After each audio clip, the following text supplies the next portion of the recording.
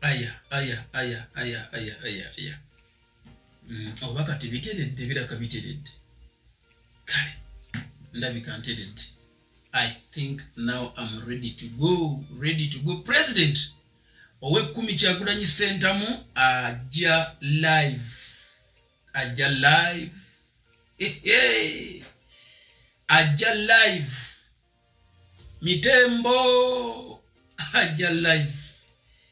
Mitembo ajja live essaawa yonna okuva kati oli live ku APM Media TV. Njagadde nkutegezeeko mu abali ku YouTube muntegezeeko nti mumpulira okay kansoke nabo mbachecking kubanga bampulirira ddala bulungi nnyo. They do hear me and they are listening very well. I'm here to make sure that the face of my president Robert Kyagulanyi Ssentamu doesn't go off of air. Yatera ngenda kikakasa nti mu kalulu tugenda kubeera live. Kino njagala nkibaddiremu. Mu kalulu tugenda kubeera live. Nkaddemu tugenda kubeera live. President ow'ekkumi Kyagulanyi Ssentamu atuuse essaawa eno Kavule. Era kakati namwe abali e Kavule, yes kimanyi nti program yakyuseemu, wabaddewo ebyakyuseemu biyitirivu nnyo ddala. Abamu basoose kukiwuliranga be bagambye nti president agenda kubeerayo ssaawa 2. Of course yasoose n'alirizinga program bwetyo, naye ne wabaawo era ensonga ezakyuseemu, but of course he came back and said that we are coming live ku ssaawa 11, right? So essaawa ntono nnyo okuva kati, eddakiika ntono nnyo okuva kati ajja live. Nze njagadde nzije nkuteeketeeke ekyo mukitegeere. Good morning, good evening. Mwasuze mutya, mwasibye mutya, sente mwazimazeewo, muziraba nti zigwa.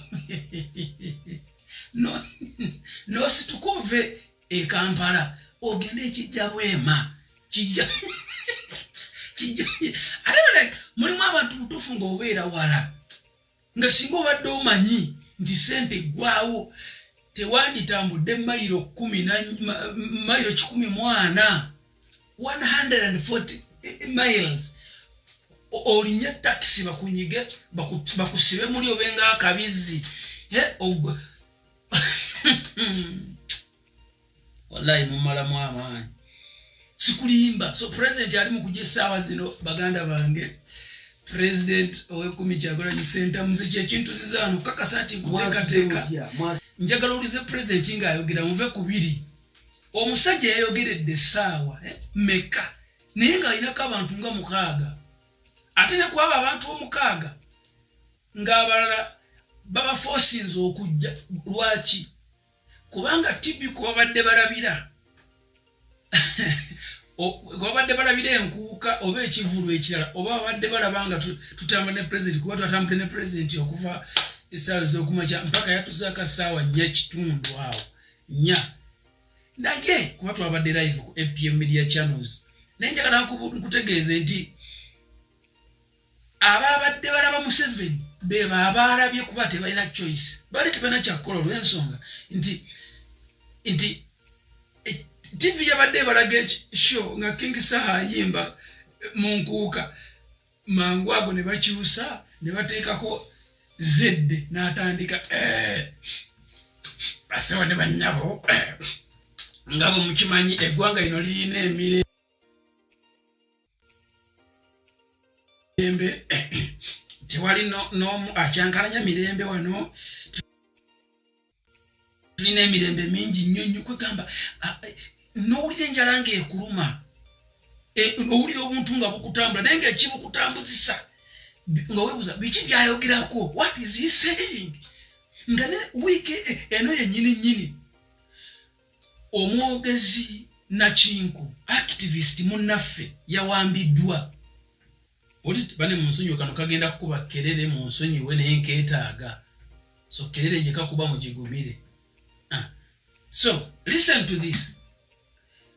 yabadde annyonnyola eggwanga nga ebimu NRM byekoze mbwerese emirembe like tulina emirembe ewaka n'omubuuza emirembe ewaka nga ba activist oba abantu aboogera ku ddembe aboogera ku bufuzi bw'eggwanga nga bwe litwalibwa mubakutte mubawamba mumukwata ne bababuuza ali ludda wali muga tetumanyi waali then ne muddamu okumulaga ng'ali mu kooti either ng'enjala alina za kitundu oba nga takyalinga bwe mwamutwala n'okiyita emirembe nti eggwanga lirina emirembe ffe tuli era emirembe mu ggwanga NRM kugamba omutunulira ng'alingaako kennyininyini gyowane kawandiisaawo mu comment section ya Facebook akabizzi sikuli mbu bina engeri gy'otunulira Museveni ng'ayogera ebigambo mbu eggwanga lirina emirembe n'omutunulira ng'alinga ng'akabizzi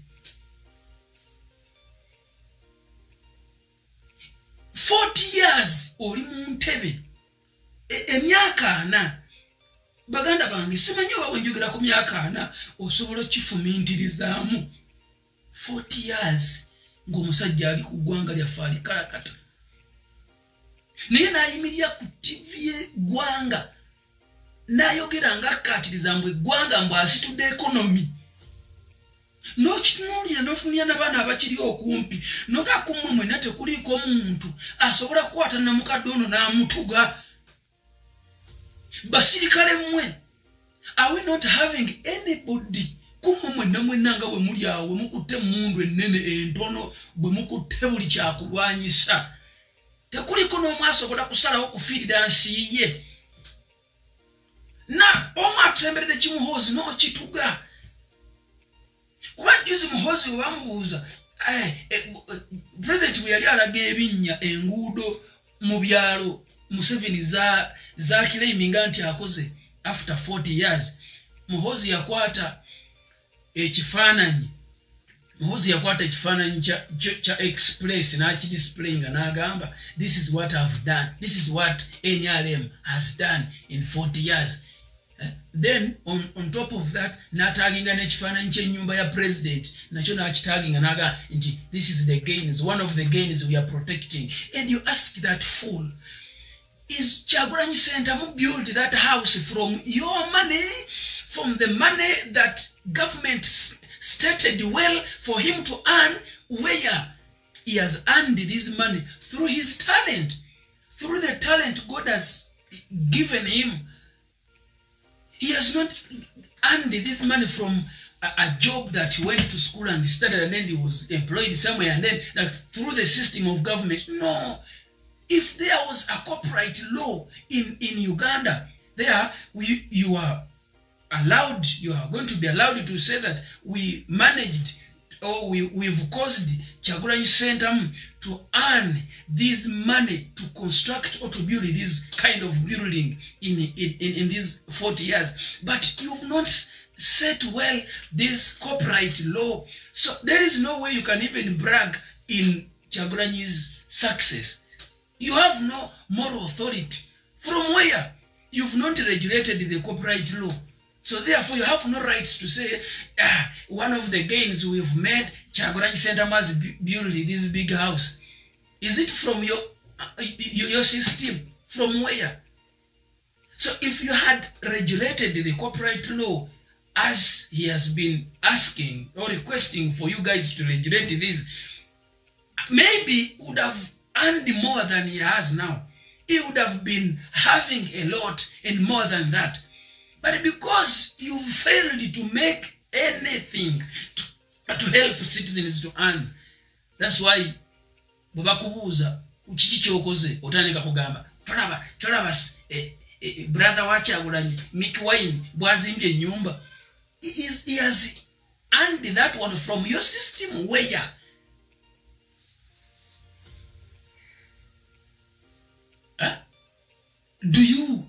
Can you point at something that say, now ono Mick Wine alina zino sente okubanga twakola system nazimba oba where nze ndaba abalina sente Uganda bonna babyenzibe oba abadde muyimbi najja n'ayimba bana Uganda ne bazireeta ne bamuwa emiliyoni 5 kwebye 5 ne mumujjako bisatu nasigazaako 2 nazimbako ennyumba.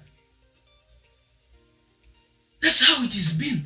Tosobola kusonga nti government kino kyekoze okujjako okutubba okutwavuwaza okutufuula emmombo ze ku ttaka ly'abajjajjaffe. Tosobola kusongako nti bane kiki omala okusoma nti ngeze ku ssomero nsomye.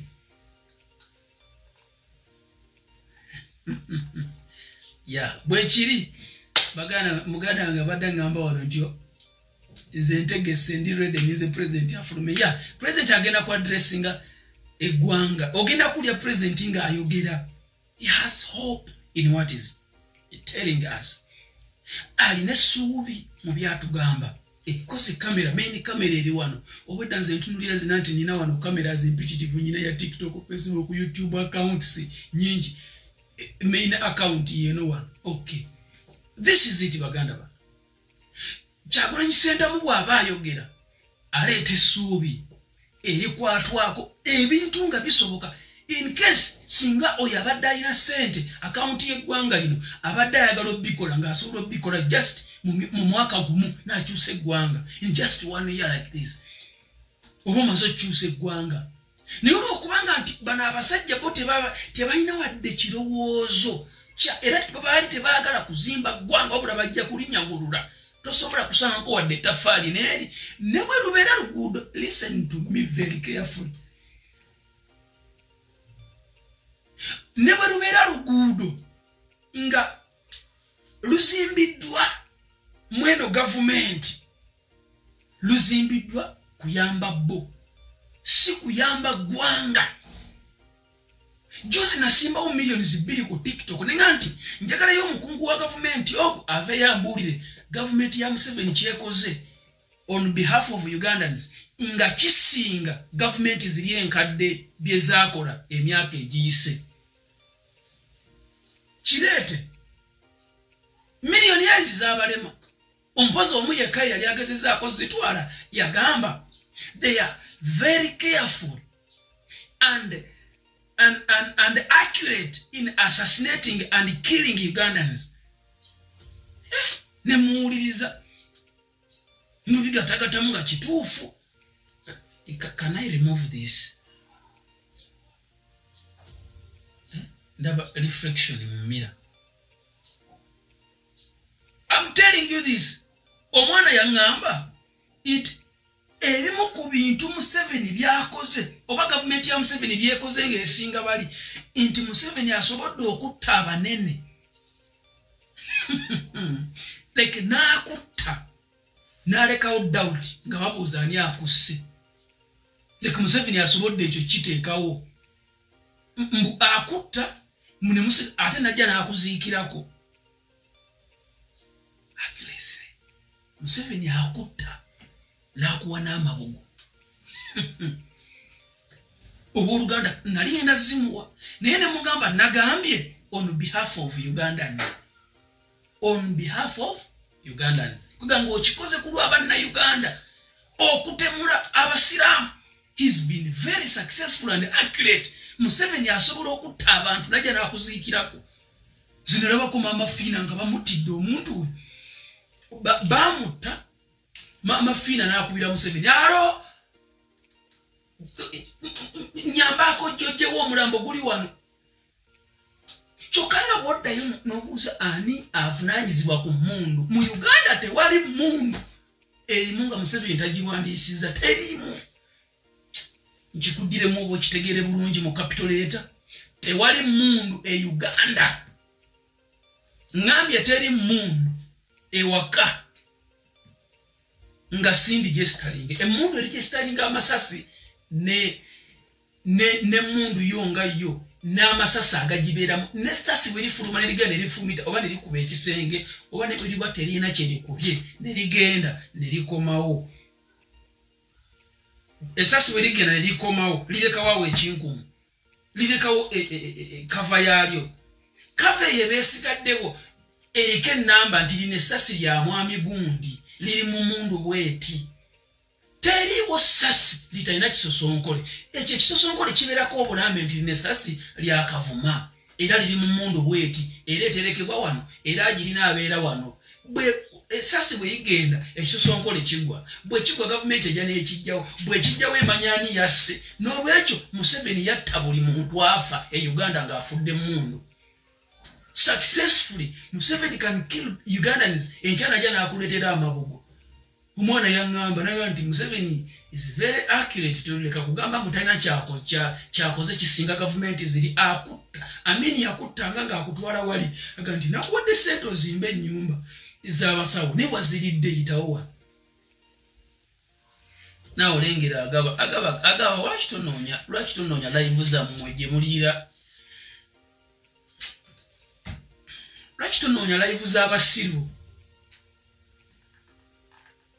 mumanyi abasiru gye mulina okubeera and you are here disturbing us agaba please noonya live z'abasiru abali ku category yo because supporting Museveni or this regime means either you must be a stupid one of the most stupid person in the country on planet or oteeka okuba ng'oli omu ku bantu abasinga okuba ababi mu nsi omu ku basinga okuba ababi oba abasiru okusupportinga regime kati noonyayo live eriko abasinga okuba abasiru ogenda ogiwulirize va wano ekyo nkikusabye mu kitiibwa va wano genda onoonye live y'abasiru abakwenkana abategeera genda onoonye live z'abali gyeziri abasiru abalowooza nga gwe kitegere but not here my brother kapanda oba osomye bubi wano agabo nfunye nkikusabye mu mirembe wala inoonyayo live zammwe ze mujyamu nga zo zikujyamba not here ate tolemerako nsiriikiriddemu bwe nti oveeko ongambe weeraba okitegere mu kitiibwa because oli musiru nnyo tolinawo moral authority kubeera wano kweno live eno yabategeera si kikula mmwe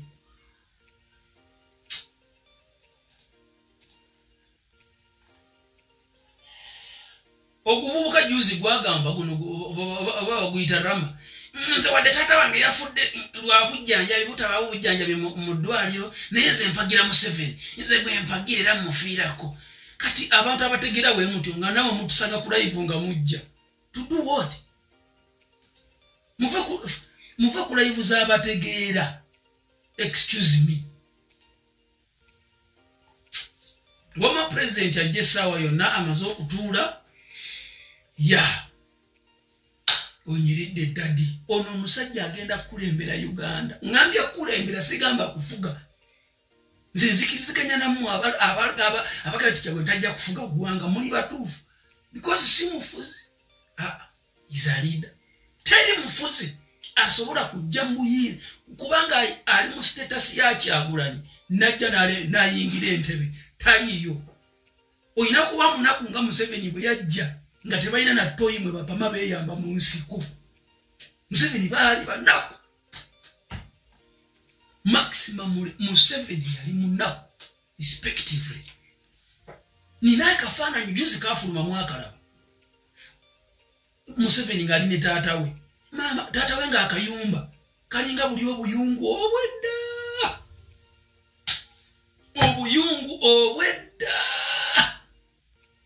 obw'omukyalo taata wa Museveni yali mu buyungu buli obwedda buno bwa rawundi yennyumba ye teba na ddiiro teba na kisenge kati oyo bwakwata chansi nga waliwo chansi ekwate mundu ng'alina omutima ogw'ekitemu ogw'abatemu ng'asobola okutta omuntu nawulira nga kimusanyusa like killing nga kimufuula happy nga waliwo gaapu eyo asobola okutta abantu n'atwala obuyinza because aba alaba chansi kyokola Museveni bwe yajja mu buyinza yanyagulula n'ebitasaana Museveni yabba bannange baba train tebakoma okumu abatamanyi ebyuma president yadde abyongerako luno oluguudo train kwetambulira waliwo ebyuma bibeera ne ebituulwako train kwetuula bweti ebyuma ebyo bw'obisaanuusa bikola mineral eri expensive by the way eri very expensive bano abasajja batunda emmere train ne bazitunda ne bazisalako ebyana ne babitunda ne babigabana ne bagenda ne basima n'ebyuma ebyakozesebwa okuzimba enguudo za train ne babisimayo ne babitwala ekittante wali ne babisaanuusa ne batunda kemika eyo ebirimu ekola enguudo Amini ze yakola n'Obote n'abalala talinaako n'ekimu kye yakola kati omusajja yajja kubba yoyo omunaku iyo level y'ekinaku Museveni kwali he can't be a leader alina kubeera mufuzi munyaguluzi akola buli kimu okutwala obuyinza at any cost asobola n'okutta n'ekiteetaagisa atwala obuyinza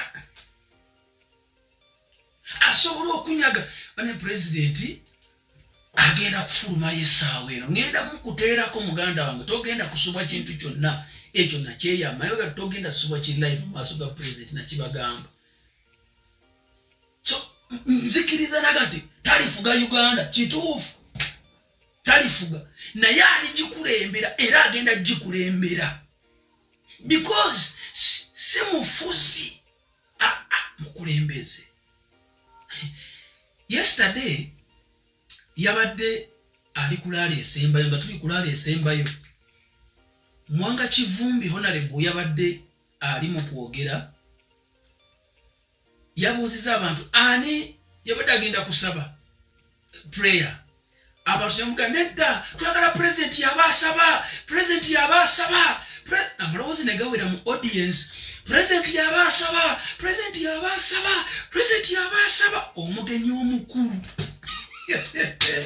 gwe tomanyi kyekitege omugenyi omukulu abantu bagambye president yabasaba let him come here let us hear from him let us get his prayers from him president Kyagulanyi n'awuliriza eddoboozi ly'abantu n'ava mu katebe n'asituka omugenyi omukulu n'atambula n'agenda maaso ku stage n'asaba essaala n'agirikodinzi yabadde ya dakiika emu n'obutikitiki 49 n'agamba amiina n'abantu ne baddamu amiina n'atambula n'addayo oyo yakulembera abantu wadde obakulembera naye bwe boogera owuliriza bagamba kibenkulembera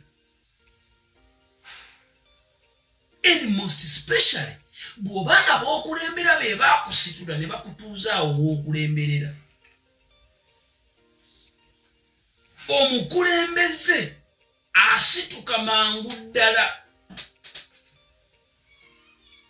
n'awuliriza eddoboozi ly'abantu naye omufuzi abantu bakugamba togikwatako gireki tulekere ttaamu limiki n'ogijjawo tokomaawo ne baga tokwata ku age limit nayo n'ogijja wadde eddoboozi ly'abantu lyogera litya omufuzi obeera obsessed n'obuyinza 100% of your thoughts biba bikugamba nkoze ntya neera okufuga nkoze ntya gundi okunvunamira nkoze ntya ono okunvunamira nkoze ntya okukuuma emikwano gyange gino nkoze ntya okukuuma famire yange eno ye mufuzi you even kill okusigala mu buyinza osobola n'okutta abantu ye mufuzi okusigala mu buyinza osobola okumenyaamenya ebigo n'obibuuka osigale mu buyinza oyo ye mufuzi kati Sentamu si mufuzi ono mukulembeze is a leader awuliriza ate tuwulizinganya nze waliwo nalimpulira obusungu ebiseera ebyo nga naakava mu mikono gya safe house ya Muhoozi Hoima nagamba Kyagulanyi nkusaba taata tukkirize nze ne bannange tuwerawerawo ono no tuli bakugu mu kiyitibwa ekyokulwanyisa tukusaba ate nina ne mukwano gwange gundi nina ne gundi wange wuno n'oli gundi wuli naye alinawo ekibinja gwe bw'oduumira because bakusamu ekitiibwa ng'omukulembeze w'eggwanga eyalondeddwa abantu wadde akalulu kabbiddwa. This is the evidence, Your Excellency. Tukkirize tumwamuleko buno obusajja. We can do it. Yaga wiki yasooka yaddamu mukwano gwange oyo yali kati yattibwa yafa. Yattibwa baamugwamu nti akolera eggwanga lye nattibwa. Bwe yali yamusaba namuganza nsobola okutta kano akasajja. Namugana ye nantibwa okatta oba oyiye omusaayi ate nkavunaana kutta bantu. Ekimu kutta bantu saagala kuyiwa musaayi ate naawe bwemugamba mukajjeko na mmundu mugenda kuba mussa abantu. Owulira omukulembeze kisoboka but bwemukwata emmundu nabo ne bazzaayo kuba nabo bazirina. Either kati gwe ngenda kufiira oyinza ofiira mu lutalo noli mwena mufe kati bwe mufiira mu lutalo oba nange nfudde nange nkubiddwa amasasi mu lutalo nfudde katuba tuganyiddwamu ki? Okay, eggwanga bali tubagobye naye tubase batusseeko naffe naye bavuddewo. Tuba twawukanye tutya ne gavumenti zino eziwedde ezizze nga ziyiwa musaayi okukyuka tunaba tukozeewo enjawulo. Wuliriza omusajja takuganye ekirowoozo kyo mu busungu wadde takiwagira takiganye mu busungu naye alina engeri gyakukwatamu era ng'omukulembeze n'akuwozaawoza wama n'akuteeka waakwagala. Is a leader. Kale president atuuse mugenda kunzikiriza bannange omudomo gwange ngukomye wano si bwe kiri omwa gwange ngenda gukomya wano immediately kankukwasa omukulembeze w'eggwanga essaawa eno yennyini gwali ku apostolic ministries zonna gye ziri abali ku APM Media TV. Friends, as we remember those that we lost in 2025, we must also think of the many who were abducted, those who were tortured, those who disappeared, exiled, murdered, or simply threatened into silence, just for supporting the struggle for a new Uganda. Since he was abducted on 27th of April 2025 and personally tortured to near death by dictator Museveni's son, Muhoozi Kainerugaba, Eddie Mutwe remains captive in prison without treatment or trial. Machete Yassin, Ashraf Kalanzi, and many others have now spent 5 years in Kitalia, also without trial. Now, to add to that list, our deputy spokesperson, Alex Waiswa-Mafumbiro, Comrade Olivia Lutaya, H.E Bobi Giant, Bobby Young, Doreen Kaija, Sam Mogumia, who is still missing to the present day. And only 2 days ago, on the list, Sarah Virete was added.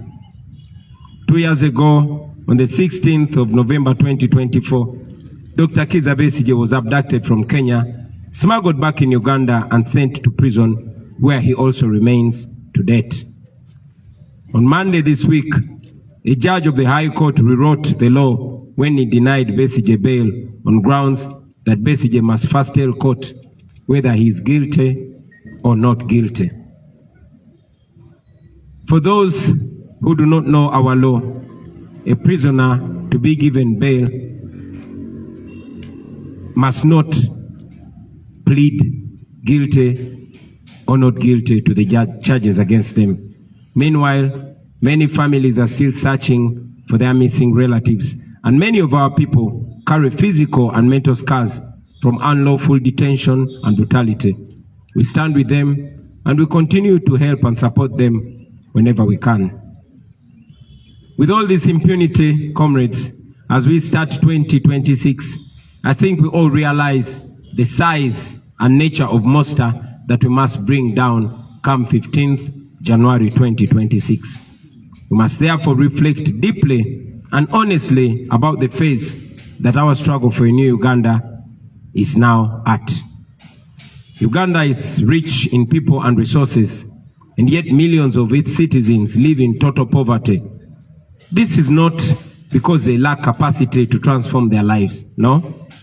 but it's because they have lacked accountable leadership for so long a time. Last year, we continued to suffer under the regime that has already spent 40 years suppressing our right to exist as dignified human beings in our country. They are concentrating power and wealth in the hands of a very few people. Elections remain neither free nor fair. Corruption and abuse of office are going on and they're unpunished. And yet those who dare to expose them have paid a very heavy price. In July, our young people mobilized themselves to march against the shocking corruption at Parliament presided over by Speaker Anita Among. Regime security officers responded by arresting, torturing, raping and sodomizing the young people in police custody. Many were charged with being public nuisances and they were sent to prison. State institutions like the police, the military, and the Electoral Commission itself, which should protect the Constitution and the people, they choose instead to serve the interests of the regime. And instead of upholding the law fairly, they chose to selectively apply it against the people that are asking for a better country. We condemn in the strongest terms possible any attempt by those institutions to abandon their legal mandates and to hide behind guidelines or directives that are outside the law. No individual and no institution has the authority to override our Constitution. When the Electoral Commission, the police, or any other institution issues guidelines that contradict the law, we must then firmly reject them because those guidelines are illegal and they must be treated as such. As you all know, we are in the last 2 weeks of our presidential campaign. So far, we have faced the ongoing brutality and the interference from the regime. We have been intimidated, we've been tear gassed, we've been pepper sprayed and beaten. Our supporters are attacked and killed. The injustices go on. We are blocked from towns. We are blocked from using the main roads. We are being blocked from campaigning in some districts. And the injustices are countless. And yet everywhere we've gone, the reception from the people has been overwhelmingly positive. Millions of Ugandans have turned out to welcome us and to assert their readiness to reclaim their country and to start a new Uganda. One of our greatest achievements during the ongoing campaigns has been the reawakening of our people across the country. From Chisoro to Koboko, from Busia to Kabong, Ugandans have stood to reclaim ownership of their country and their future. Citizens proudly the main roads. Mic check. Citizens are now proudly and defiantly raising the national flag as a symbol of resistance, a symbol of a nation that belongs to all that live in it. And they raise the national flag unapologetically. We salute you, fellow Ugandans. Everywhere you go, everywhere we've been, ordinary Ugandans, regardless of their tribe, regardless of religion or the region where they are recognizing that they share the same struggles. The bad and impassable roads, the low access to grid electricity, underfunded public schools, health centers without medicines and staff, and the crushing cost of living. A market vendor in Nakawa, a farmer in Jinja, a teacher in Moroto, a youth in Chiruhura, all those Ugandans understand that their suffering is caused not by their neighbors, but by a corrupt and unjust system that has failed to serve them. This awakening, this new love for our country, and this new love for one another is an achievement that we take so much pride in this campaign so far. It shows that Ugandans now see each other as brothers and sisters, facing the same challenges and indeed deserving the same dignity. Throughout this campaign, We have not only exposed the failures of the current regime, but we also continue to explain in simple and clear terms what a new Uganda will look like under the NUP government, truly elected by the people of Uganda. As we approach the 15th of January, our message remains clear. Change will not be just about changing faces, but national systems and priorities as well. In our detailed campaign manifesto, it is shown that in a new Uganda, the following should be expected. We should expect an end to human rights violations and a return to constitutionalism in its purest form. 2, security forces that protect citizens and uphold the rule of law fairly. 3, independent and professional institutions of state. 4, and this is very important, 0 tolerance to corruption. 5, free quality public education to give our children a fair shot at life like they deserve in 2026. 7, is that 7 or 6? 7, jobs and fair pay for anyone willing and able to work, and social support for those citizens that cannot work for one reason or another. A development agenda that is 8, a development agenda that will give youth, farmers, traders, small businesses and others a chance to thrive. 9, equal treatment and equal service delivery to all citizens of Uganda, regardless of tribe, religion or region. Those are the standards by which we invite Ugandans to hold ours and other future governments accountable. They are the core of a new Uganda. Now to the young people of Uganda, those in the ghettos, those in the towns, those in villages, markets, schools, universities, those on border stages, those in the diaspora and everywhere else where you may be, you remain the heartbeat of the struggle, dear young people. Like I've said many times, an awakened generation that refuses to be bought, that refuses to be silenced or divided can never be defeated.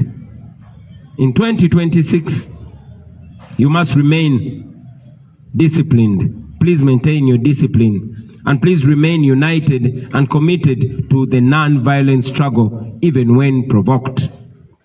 But again, while we promote non-violent struggle, you must also not take comfort. But instead, you must take comfort in ignorance. In your right. But instead, you must take comfort in your right to self-defense. Because there is no dignity in taking an unfair beating lying down if one can fight back. In any case, Article 3 of our Constitution grants you the unconditional immunity for any action you may take in defense of the Constitution. To the religious leaders, the cultural leaders, civil servants, professionals, business people, and those genuine colleagues in the opposition, we say to you that Uganda is bigger than me, Uganda is bigger than you, Uganda is bigger than all of us. We may differ on tactics, but we must all agree that our country needs a peaceful transfer of power and a new social contract grounded in justice and fairness. For a peaceful transfer of power, as we fight for a peaceful transfer of power, as we find alive for a peaceful transfer of a new Uganda that will be managed nicely, decently, and morally right from the first day of transition. I therefore wish to assure all of you that we have already set in motion a transitional mechanism led by a technical team tasked to produce a detailed blueprint for the structure of a new government and other transitional arrangements. This team is reviewing institutions, laws, security, the civil service, service delivery systems, and consulting ordinary citizens to ensure that from day one, the new Uganda is governed in an orderly and constitutional manner. In the days immediately after winning the elections, our political teams will formally join the technical team and together refine the transition roadmap to agree on priorities and prepare systems and personnel needed to receive the instruments of authority come May 2026. During the transition, we shall During that transition period, we shall ensure safety of every citizen, regardless of who they supported in the past. We shall also ensure a broad-based, merit-driven government to reflect the true face of Uganda. Competent and patriotic Ugandans from all tribes, regions, genders, and backgrounds will be invited to serve in the leadership if they are up to the task. I want to encourage all of you, my fellow citizens, to reject the lie that nothing can change in Uganda. Everything can change in Uganda, and indeed, everything will change in Uganda. History has repeatedly shown that oppressive systems will always look unshakable until they fall. Every act of courage, every sacrifice, every truth spoken in the face of fear brings us closer to the new Uganda that we all dream of. Even those who defend the regime and do its dirty work, they know deep down inside that the present situation in Uganda can simply not go on forever. So let us reject the lies. Let us reject the tribalism. Let us reject hatred and division. Let us stand together and continue to document every single abuse against the people of Uganda. Let us continue to support the political prisoners, those that are harmed, those that are damaged, and their families too. Comrades, we must prepare for every eventuality in the coming election. This includes the possibility that the internet will be switched off. I therefore, at this juncture, want to encourage all of us once again to download the BitChat app now. This BitChat app is what we are going to use to communicate without internet and without mobile network. The more people that have BitChat app, the more effective its use will be in the coming days. And remember to keep your Bluetooth on at all times, because this app relies entirely on Bluetooth to function. So please download it now, start testing it now, and get to use it now. Let us stand to. We shall use the BitChat to stay connected, to share DR forms and other important information, and to protect our votes, even if the regime tries to cut us off. As I conclude, ladies and gentlemen, I want to remind all of us that the election of January, is a protest vote in its purest form. Millions of us should prepare to turn up and vote in order to overwhelm the dictator in the ballot box. If it happened to Marcos of Philippines in 1986, the year that Museveni took over our country, and if it happened to Yahya Jammeh of Gambia in 2016, then it can surely happen to Museveni in 2026. I don't know if you note the similarity of 1986, 2016, and 2026. Mark that and use it. See, comrades, the change that we seek will not come from guns or violence. It comes from the will of the people who express themselves peacefully through elections.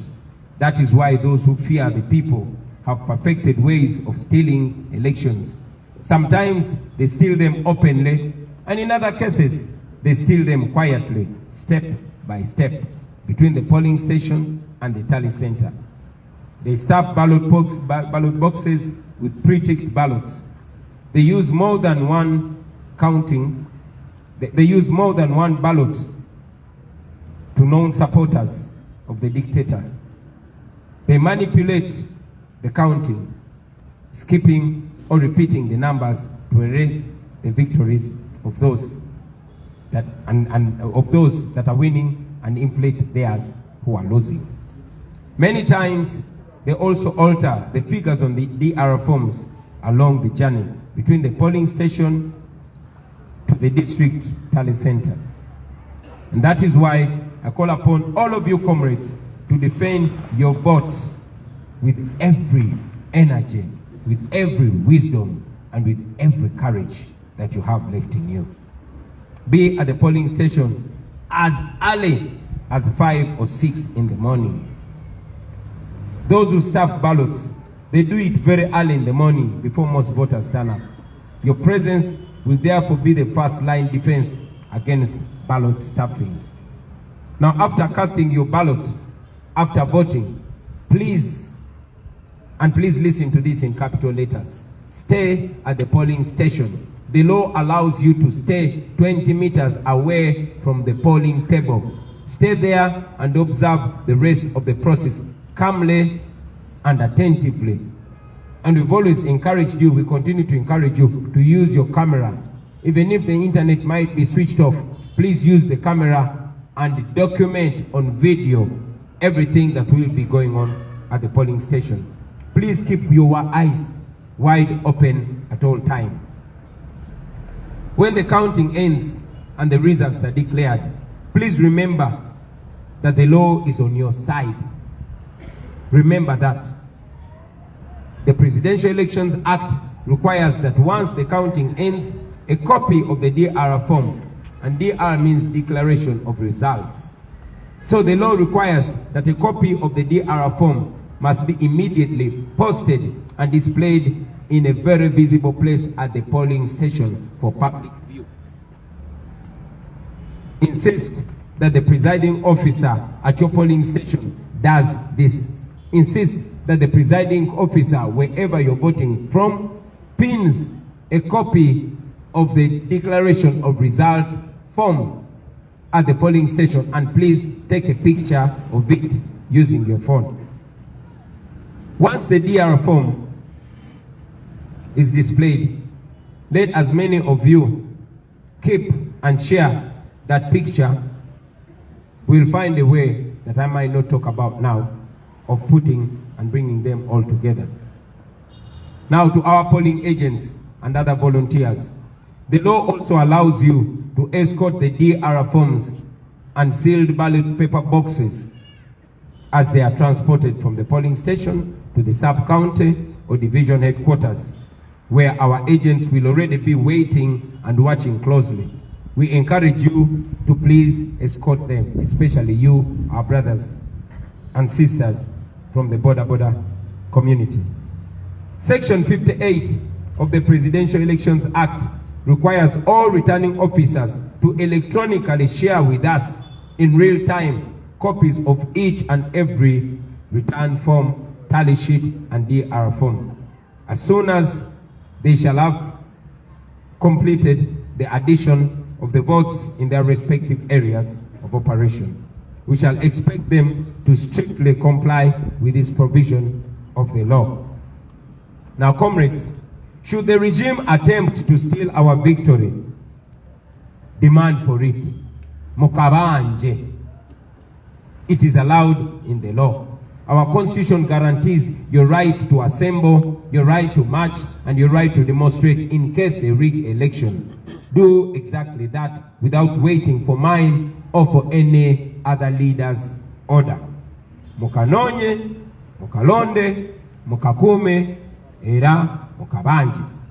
Now, I want to remind all of you, fellow Ugandans, especially you that are skeptical about your right, those of you that are doubting their right in Uganda. Uganda was not built by cowards. This country was shaped by men and women who refused to accept injustice as a destiny. Every generation of Ugandans has been tested, and every time they are tested, the people have answered back firmly.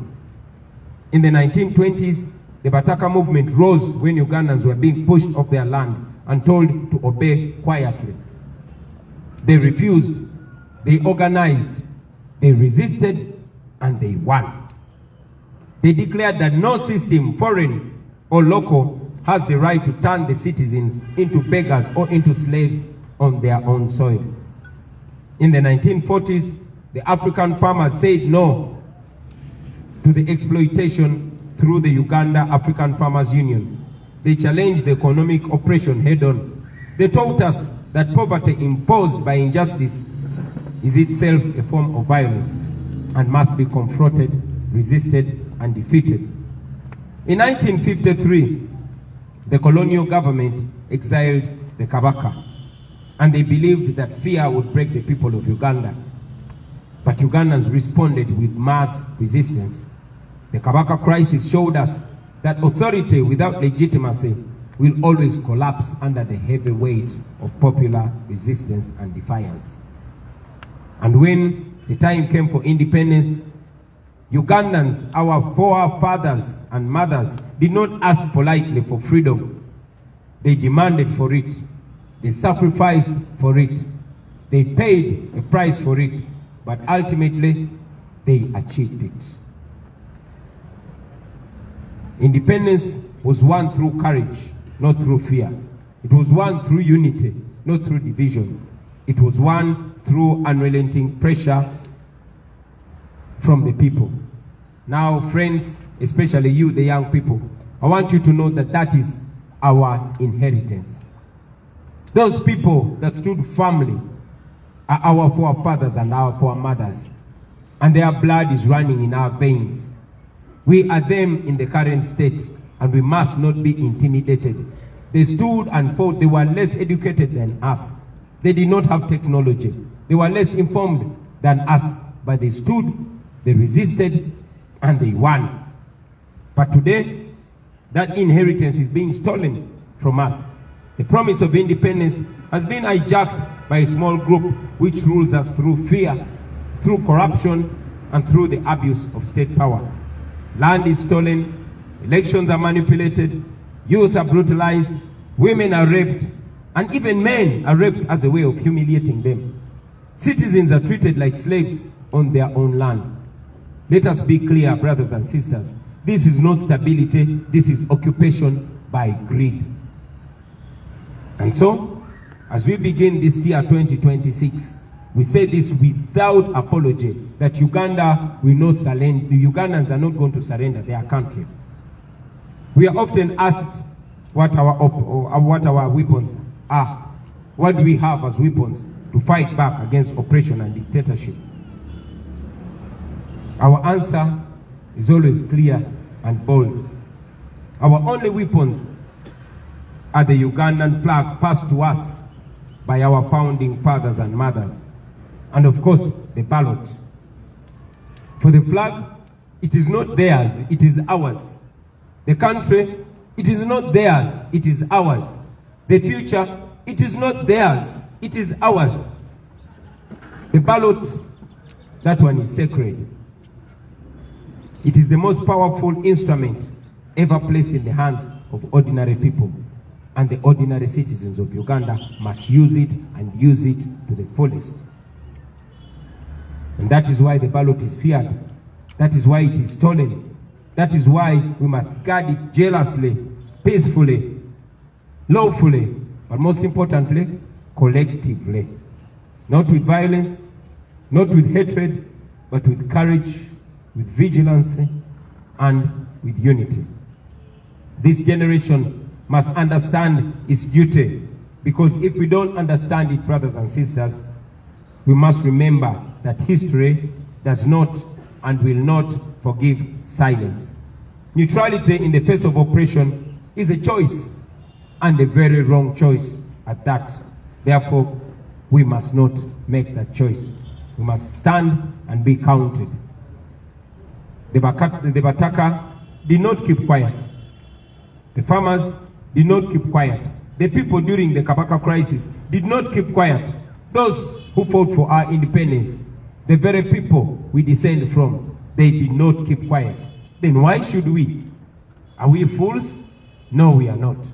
We will not keep quiet. Brothers and sisters, let this new year mark a turning point in our country. Let fear be replaced by courage.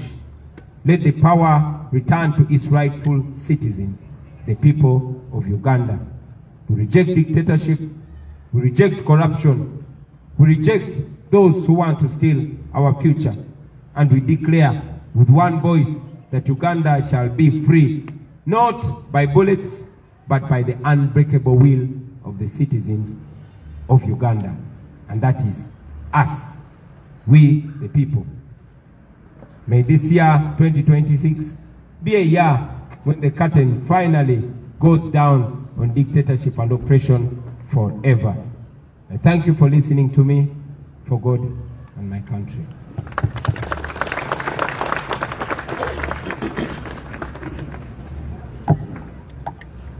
Thank you very much.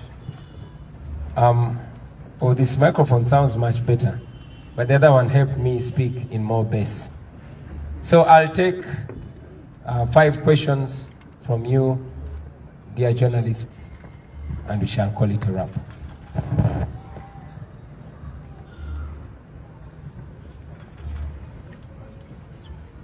Yes, Martin. So, Mr. President, tandyagadde okumanya message yo eriki ery'eggwanga ku nsonga ya Meja omu yavuddeyo n'agamba nti Uganda flag bwe banaagikwatira mu dduuka ly'omuntu oba awantu wonna gunaaba musango era abanaaba baziwanise baakuvunaanibwa. Webale nnyo. Maybe if I may translate your question in English so I can answer it both ways. Sematimba Bwejire is asking for my comment on one UPDF serving officer called Major Kutesa, who was captured on camera telling goons that are named ghetto structure that anybody that is seen having a national flag in their house or shop, they should be robbed. Now, for context, Major Kutesa is working with Damulira. Kutesa and Damulira were tasked by Museveni to build a group of goons across the country. Those goons were seen on camera robbing people on the streets of Kampala, beating people, and one of the women they beat died, but no justice was served. This is a group of criminals that are picked from different ghettos, and some are picked from prisons and told that for them to have their freedom, they have to do the dirty work for the regime. And indeed, these are the people that you have seen on camera covering their faces, protected and guided, sometimes commanded by police and the military to brutalize Ugandans. Now you saw Major Kutesa among them, telling them to beat people, and not only beat, but telling Ugandans that anybody who is found with a national flag hanging anywhere in their businesses are going to be robbed by those goons. My answer to them is, you cannot intimidate the people of Uganda. There are laws, and at the right time, when the rule of law is restored, you that are abusing office and embarrassing the national uniform, you will answer for it. Now, to the people of Uganda, I say to you that you have every right to fly the national flag in your business. Hang it in your shop with pride. Hang it in your house or on your house, on your vehicle with pride. Respect it, love it, and teach your children why the national flag is very important. And anybody that attacks you, if any robber, anybody, any goon or any criminal attacks your business to rob you on account of having a national flag, you have every right to defend yourself. And I call upon the people of Uganda to stand together and defend their fellow Ugandans whose businesses are being raided and attacked and robbed by thugs and criminals. You have every right to defend yourself with anything you can land your hands on. Kino kanchide mu Luganda.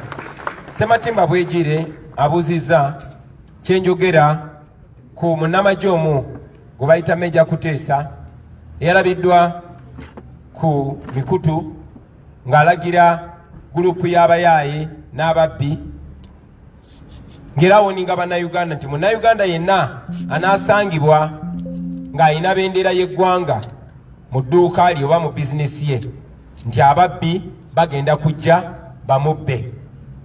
Mpozi okukibakubira mu ttooki n'okukyangaza obulungi, Meja Emma Kuteesa musirikale w'eggwanga erya UPDF ali ku ddaala lya Meja. Naye Kuteesa ne Christopher Damulira balina omulimu gwe badde bakolera Museveni nga beetoolola eggwanga lyonna nga bagenda mu biseguusi oba mu ghetto ez'enjawulo nga bakuŋŋaanya abamenyi b'amateeka, ababbi n'abakozi b'ebikolobero. Abamu bagenda mu makomera ne babajjayo ne babasuubiza nti singa banaakolera gavumenti ya Museveni emisango emirimu egyo emikyafu egiri egy'omu okutulugunya abantu, okuba abantu naddala b'opposition, bajja kuba tebalina musango era gavumenti ejja bakuuma. Era be bayaaye n'ababbi n'abatemu be mwalabako nga Museveni agenda okwewandiisa nga bayita mu kibuga nga banyagulula abantu, nga bakuba abantu. Omukyalo omu gwe baakuba yafa n'okufa. Mu be banyagulula mwalimu ne Jessica Lupo, naye tewali musango gwonna gwe baabagulako. Kaakati kubanga bannayuganda batandise okweyagalira mu bendera yaabwe, Meja Kuteesa yalabiddwako ng'akubye olukuŋŋaana ng'alina abo abayaaye ng'abalagira ngerawo ninga bannayuganda ti munnayuganda yenna n'asangibwa ng'alina bendera y'eggwanga mu bizinesi ye tibagenda munyagulula. Kino kye ŋŋamba Meja Kuteesa n'eddamulira n'abo be bakolera ti mmwe abali ku likodi nga muvugumaganya yunifoomu y'amagye g'eggwanga nga mulagira abamenyi b'amateeka okola ebikolobero, njagala mumanye ti kino tekikoma kati. Ku kiseera ekituufu ng'enfuga ey'amateeka eddiziddwawo mu Uganda mujja kwanukulira ebikolobero bye muli mukola kubanga biri documented ku kamera. Era njagala n'okulabula abaana ba ghetto abali eyo mwe be bakozesa mu butamanya ti abo ababakozesa babakozesa ne bajja kumala babasuule mu kinnya. Sobi mwalaba kye bakola Zebula ne kye bakoze bannaffe abalala bangi nnyo. Mu kiseera kye kimu njagala okutuusa obubaka eri bannayuganda mwenna abatulaba. Okusookera ddala ddembe lyammwe, sina ddembe naye buvunaanyizibwa bwaffe okwagala bendera yaffe, okugyeyagaliramu, okugyagaza abantu, okugiwa ekitiibwa n'ogyenyumirizaamu. Era njagala okubasaba bendera y'eggwanga giteeke buli w'osobola mu nju yo, obeere ng'ogirabako ng'oddamu omwoyo gw'eggwanga, ogiyigiriza abaana bo, ogyagaza abaana bo, ogyagaza emikwano gyo, na buli atamanyi bendera ya ggwanga kyetegeeza gimuyigirize nti eno bendera si ya muntu, si ya kibiina kya bufuzi, wabula eno bendera ya ggwanga. Buli omu oba owagiraani oba ofaanana otya kasitoba ng'oli munnayuganda, eno bendera ogirinako omugabo gwe gumu era ekwesa ekitiibwa kye kimu. Mu kaseera ke kamu njagala okunga bannayuganda mwenna abali eyo nti bwe mulaba omuntu yenna, omubbi yenna, omuzigu yenna oba omumenyi w'amateeka yenna ng'alumbye munnayuganda, ng'alumbye edduuka lya munnayuganda oba ennyumba ya munnayuganda, okulinyagulula kubanga alina bendera y'eggwanga, mumukoleko ng'amateeka bwe galagira. Ate oba tubakunga okuyamba bannayuganda bannammwe okubalwanirira n'okwerwanako ng'omubbi yenna abalumbye ne bw'aba tabalanga kubeera na bendera ya ggwanga. Naye ate omubbi omutemu alumba bizinesi yo ng'akulanga kwagala ggwanga lyo.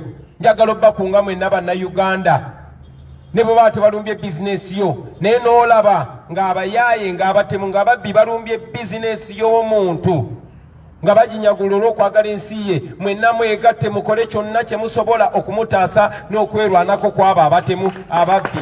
Kwata kyonna ky'osobola nga munnayuganda, amateeka gakukkiriza okwerwanako. Kiba kya busiru nnyo okuleka omumenyi w'amateeka, omutemu, omubbi okutulugunya bannayuganda. To all of you Ugandans, it's unfortunate that the country is slowly but steadily being handed to criminals. When your safety, when your nation, when your security is in the hands of criminals, you have every right to defend yourself. In any case, the Constitution provides that you must use everything possible within you and around you to defend the Constitution and to defend yourself. So mwerwaneko mu ngeri yonna yonna esoboka. Abo ababbi mubasobola, ekibabbisa kubanga tebalina maanyi na mutima gusobola kwekolerera, oba tebasobola kwekolerera tebasobola na kwerwanako, tebasobola na kubatulugunya. Mukolanga kye musobola kyonna, okolanga ky'osobola kyonna Munnayuganda munnange, bw'olaba ng'omumenyi w'amateeka ng'alumba Munnayuganda munno olw'okubeera ne bendera. Nalabye n'omuyaayo omu ng'agamba tigwanaalaba ne bendera y'eggwanga bagenda mu kubambako nga mwenna Bannayuganda bannange. Bw'olaba ng'omuntu yenna, omutemu yonna omutuju yenna ng'alumbye owa boodabooda amukuba amutulugunya olw'okubeera ne bendera, nze mbakunga muvangayo ne mutaasa Munnayuganda oyo, kuba omuntu alina bendera olina omuwa ekitiibwa. Mu kiseera kye kimu kankozese ne guno omukisa okubakunga mwenna. Tibogenda n'olaba bizinesi y'omuntu ng'alina bendera y'eggwanga, mazima ne byatunda ne bw'oba tobyetaaga, baako ky'omugulako omuwagire olw'okwagala eggwanga lye. Owa boodabooda bwe baba nga bali babiri naye ng'omu omulaba ayagala nnyo eggwanga lye ng'ataddeko ne sitiika ya bendera ya Uganda oba ng'alina bendera ya Uganda, muwagire mwogere okwagisa abantu eggwanga lyabwe. Ne bw'oba tolina ssente waawe kiri mukubira ejjambo oba omugambe ekigambo ekimuzaamu amaanyi, mugambe weebale kwagala ggwanga lyo, ekyo kiyigirize n'omulala. Tewali agenda bayi kubayigiriza oba bakunga kwagala ggwanga lyammwe. Mulina eddembe ku ggwanga lyammwe, mulyagale. Bw'onooyagala eggwanga lyo ojja kufuna ensonga lwaki olirwanirira, lwaki okola ekituufu, lwaki okola enteekateeka ey'omugigi ogunaddako nagwo gweyagalire mu ggwanga lyo nga bw'olyagaliddemu. Eno bendera yammwe temukkiriza batiisatiisa, mulina obusobozi bwonna okugirwanirira era mugirwanirire kubanga bajjajjaffe abaagiteekawo kyekyo kye baatwagaliza. Thank you very much. Thank you. My name is Dodeza Nicholas from Baba TV. I have two questions. Yesterday, as you opened it, the President of Uganda, Yoweri Kaguta Museveni, he almost, as he was addressing the nation, he almost became the topic of the day. He talked about arresting your supporters in Mbarara, that you and the entire NUP members transport supporters from different places to other places. What would be your take on that? Thank you very much. Maybe before I answer your question, allow me to reiterate the last part of my message in English. I want to once again encourage fellow Ugandans not only to defend those that are being attacked for holding the national flag in high regard and having it in their businesses, but I encourage you, if you see somebody's shop and you see that person is a patriotic Ugandan flying the national flag proudly in their business, please support them even if you don't need what they are selling. If you see a border rider flying the national flag on their border, support them. Let this flag be something that brings us together even more. Make them feel proud of having the national flag. Now to respond to your question, General Museveni yesterday said that we transport our crowds with us. It's interesting, but again, I don't look at General Museveni with anger, I look at him with pity. We must all understand to be kind. I know that courtesy of his age is being fed by false intelligence. But I also know that Museveni is a chronicle liar. Now here is a man accusing us of the things that he actually does. You all know that he ferries crowds, and when he can't ferry them, he orders school head teachers, primary or secondary, to forcefully bring the pupils or students in his rally venues and dress them in yellow t-shirts. You've seen that everywhere. And even when they go there, they're not allowed to leave, not even for a short call. because he has to posture. You also know that the police and military has been closing roads on us, and where we've been allowed to pass, not more than 5 cars are always allowed to pass. So how are we transporting crowds? You notice that the police and military, even when we are moving in the dusty roads where they allow us to pass, they always stop borders from following us. You have been following. Every roadblock is meant to stop supporters, borders, who we don't even know where they're coming from, but they are joining us as a show of solidarity. They stop them in order to deny us crowds. But because he knows that everywhere we reach, there are crowds of people that are yearning for a message of a new Uganda. So, like I said earlier, I don't want to be in the business of exchanging accusations with General Museveni. In our culture, we are taught to respect elders even when they don't respect themselves. Thank you. Thank you. My name is Ramson Mujiru. I work with NBS TV. I have just 2 questions. You have encouraged Ugandans to stand up and vote overwhelmingly. I would like to have your take, the general assessment of the Electoral Commission's preparedness as we count days to the voting day. And the second question is about the rampant denominations by the Electoral Commission. What do you make of that? You know, how it is affecting the party? Looks like it's not about to stop. Yes, later. Thank you very much. First and foremost, the Electoral Commission is not independent. The Electoral Commission has descended into the arena. Started with the chairperson of the Electoral Commission coming out to attack our theme of this vote, protest vote, illegally and immorally. That showed that the Electoral Commission chairperson has a side. But again, he has gone ahead to ignore his mandate of being in charge of the election. The Electoral Commission is not in charge of this election. You have seen Museveni's son, Muhoozi, who hates the military, appointing himself as the spokesperson of the Electoral Commission. So just like in 1980, the 2026 election has been largely taken over by the military, but by the strong will of the people, we shall persevere. So about the readiness of Mr. Byabakama, that is his question to answer. But we say he is not to be trusted, the Electoral Commission is not to be trusted, but good enough, Article 1 of the Constitution places all power in the hands of the people of Uganda. About the rampant denomination of our people, that again goes further to show not only the illegal behavior of the Electoral Commission, but the bias. You have seen our brother Honorable Walukaga Matthias denominated. Even when the High Council, the Council for Higher Education, clearly indicated that he possessed the minimum qualification. But the one Rashande, who stopped probably in P2, has not been denominated.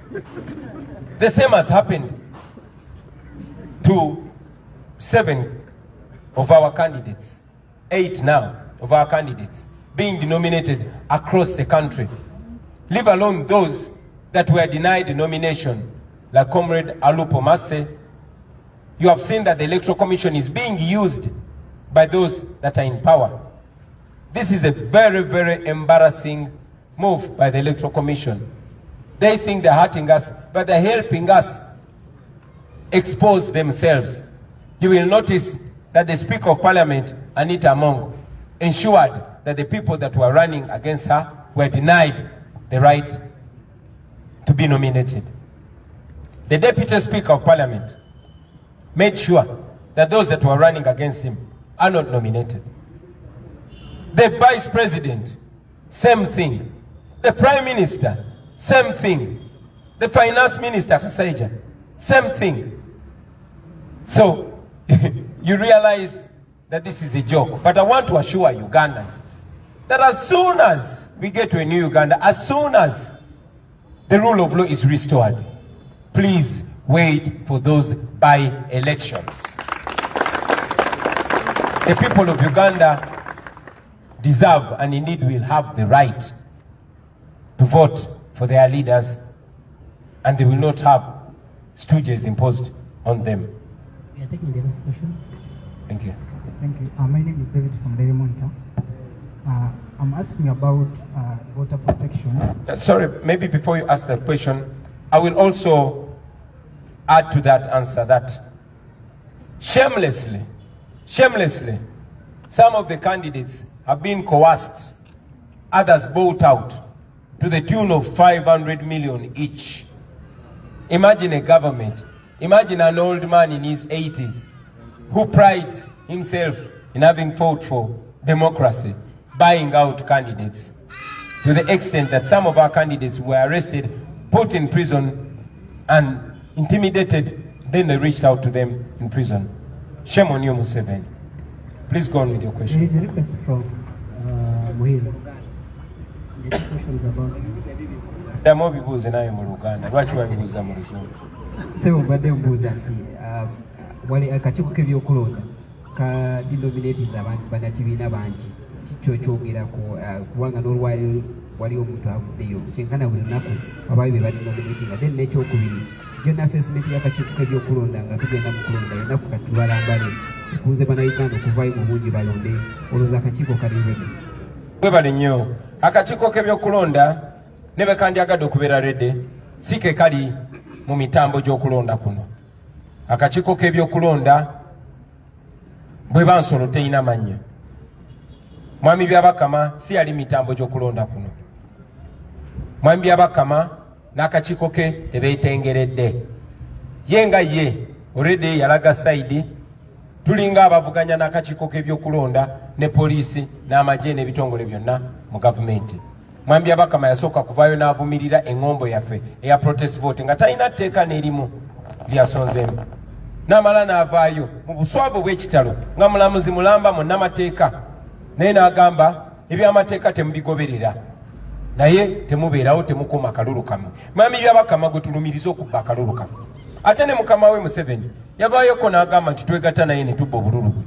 Kaakati Mwami Byabakama bw'oba tukulumiriza okubba akalulu nga ne boosi wo yali akulumirizaako, lwaki toyagala bannayuganda bakuuma akalulu kaabwe ate nga amateeka bwe gagamba? Gwe nga munnamateeka oyinza otya okugamba abantu nti amateeka temugagoberera just temujja.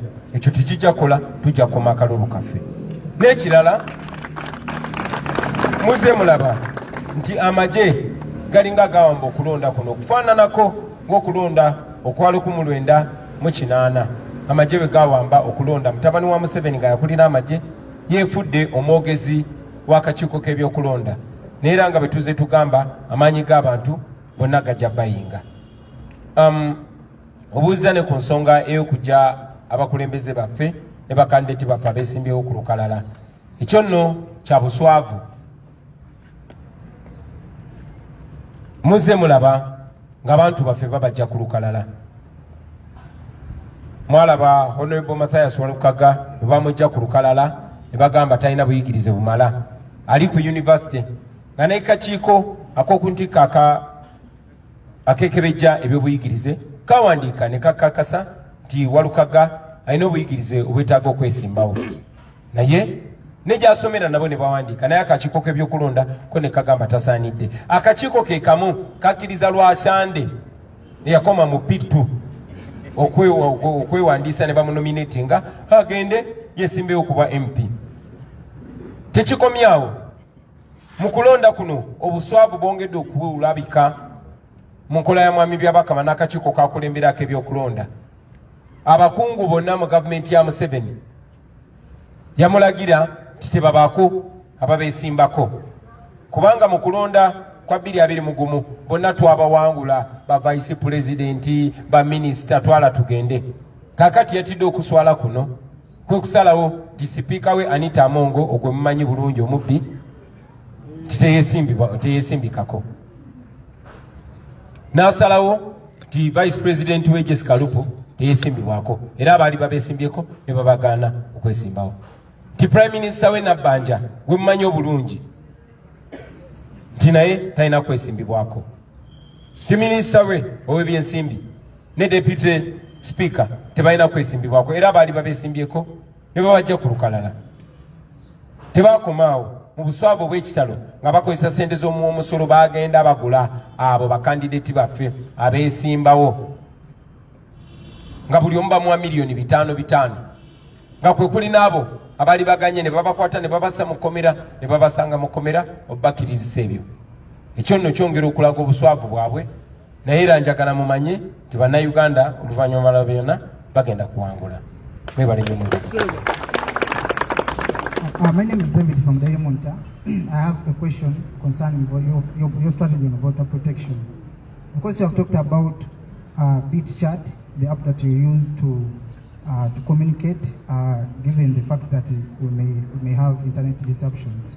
The first question is this app going to work on a presidential or even at MP level?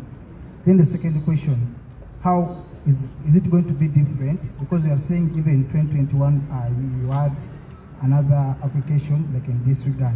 So explain more on your strategy to ensure that you have different results as in line with disagreeing with 2021 elections. Thank you so much. Thank you very much. Did you ask 2 questions? Please repeat them. The first one was about the app. The first one was explain more. The app, is it going to work on a presidential standard or even at MP? Thank you. I'll answer one question at a time. The BitChat app is not only for the presidential. It is for all youth. We are only advising Ugandans to find alternative means of communication. And this is not only limited to BitChat. BitChat is what is available, and we are encouraging people to learn it, use it, and get accustomed to it. It is not only for presidential, also for parliamentary and other levels. It is not ours. And we also encourage even NRM people to use it because we want people to defend their victory. We want people to defend, to protect the vote. This relates to the idea of people staying and observing the election. It is not only for us in the opposition, but even those in other parties, even NRM. Please stay behind and protect your candidates' votes. All we want is a free and fair election. We want transparency. And transparency goes to whoever pursues it. So BitChat is not limited only to us or only to the presidential election. It is all across cutting. And your second question, please. The second question was about efficiency, because you are saying in 2021 you had another similar app that you used for voter protection. So how is this one? How is it going to be different from 2021 in regard to efficiency and influence voter number? The results. Thank you very much. We don't own BitChat, so it is not us to explain its efficiency. It's an option that we have and we want to use it. But also, talking about 2021 and now, I will remind you that Mandela taught us that in an oppressive system, it is not the oppressed that plan the way forward. Many times, our course of action is decided and determined for us by our oppressors. We probably wouldn't be talking about BitChat, but because we know that they might or will cut off the internet, that's why we're trying to find alternatives. We had your vote in 2021 because the regime was only switching off social media and not the entire internet. But in 2021, they were so scared, they switched off the entire internet. Now we are envisioning all scenarios and we're planning for them accordingly. Thank you very much. So, ladies and gentlemen, with those few answers and remarks, I want to take this opportunity on my behalf and on behalf of the National Unity Platform to wish you a Happy New Year 2026 and a Happy New Uganda under the National Unity Platform government. Thank you very much for God and our country.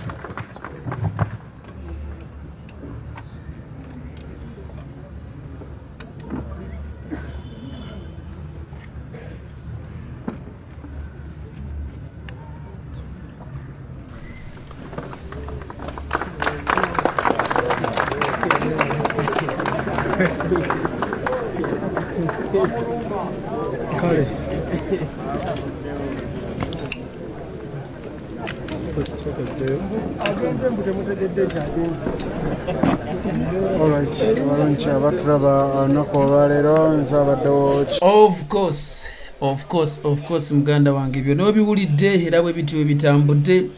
Njagala kwebaza gwe atugoberedde era abadde naffe wabula njagala okkirize nkuyitiremuko katono ku nsonga ezikoze nkiyite eggulire oba ezisinze okukwata ku mitima gy'abannayuganda naddala nze nga bwe mbiraba. Ensonga ebadde singa obukulu y'abasajja bano abeeweredde okukuba abantu emiggo.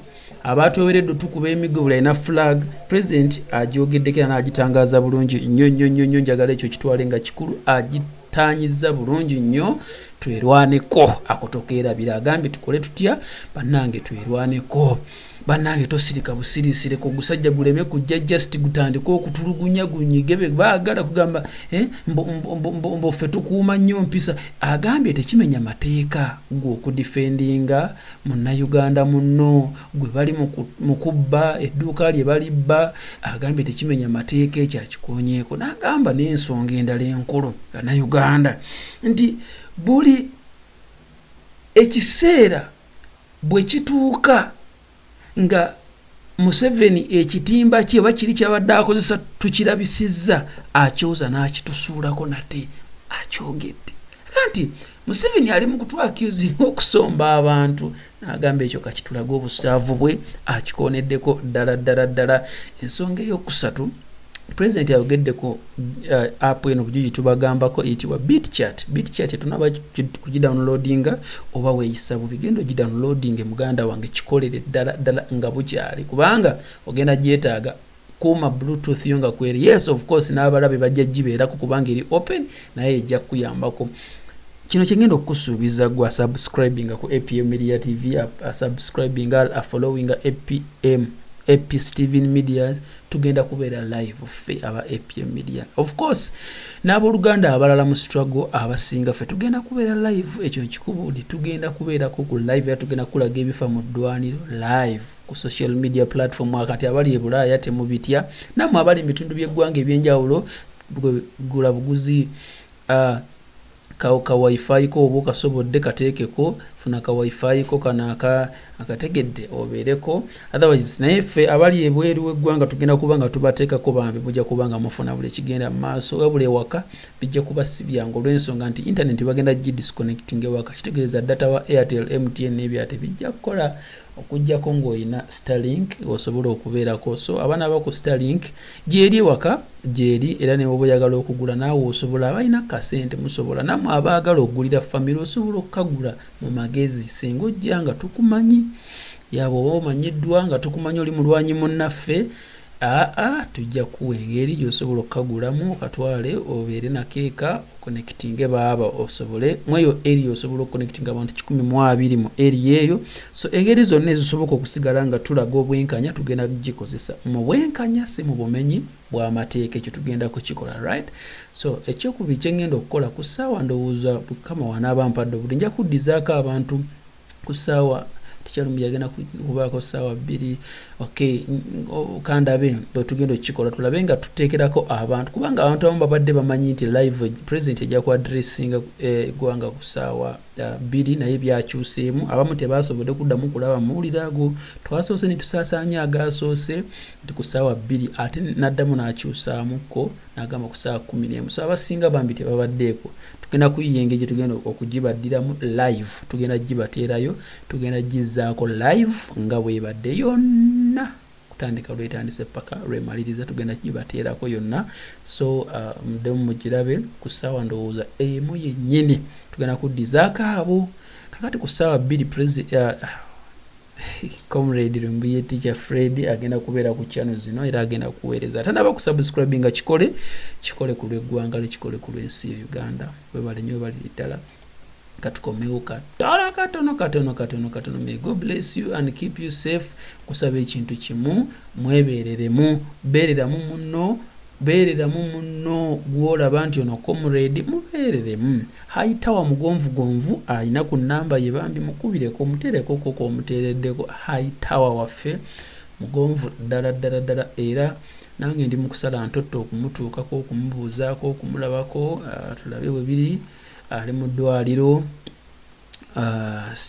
tali bulungi. Kazoola waffe naye kimu mugonvu ddala ali mu kufuna bujjanjabi. Kazoola omumanyi Kazoola wa Kazoola Media. Bambi abali ku Epis TV ni munyambe mu subscribing. Munyambe. Nfukamidde bataata ne bamaama. Nfukamidde waneeno munyambe. Mu subscribing. Mama Mukasa Lydia. Happy New Year, ba comrades. Happy New Year. Kule Emma agamba otya muganda wange muli mutya waswa n'abalala mwenna Sadiki Namusisi Sara Sebisubi Sadiki Sebisubi oyo mwana wo oleka nze nkutwala oleka oli wa kika kya nvubu ba Sebisubi nga erinnya tulina mu kika ky'envubu. Sebisubi oba weddira nvubu yenza kutwala nze nkulira ekika kya Kayita sebo ky'envubu yenze Kayita. Okay, now abali ku Facebook noonya engeri gye mbajjako ombwa mmwe siraba. Abali ku Facebook ala abali ku YouTube mwekambajjireko wano nsobola okubajjako wano nga seemenyezza mu ddakiika eno yennyini. Anyway, Uganda empya, I pity that munnamawulire asking President our strategy on communicating when okay, the internet is switched off. Yeah. Ebyo tugenda bimugamba yabwe kiri naye ng'era akiwulidde. Yap, President bakimubuuza akibuuza ku lwa bulungi bwaki waggwanga, akibuuza ku lwa bulungi bwa ggwanga. Si mu bubi lwakwa munnange yeetabitegedde naye nga communication egenda kubeerawo. NUP egenda kubeera live.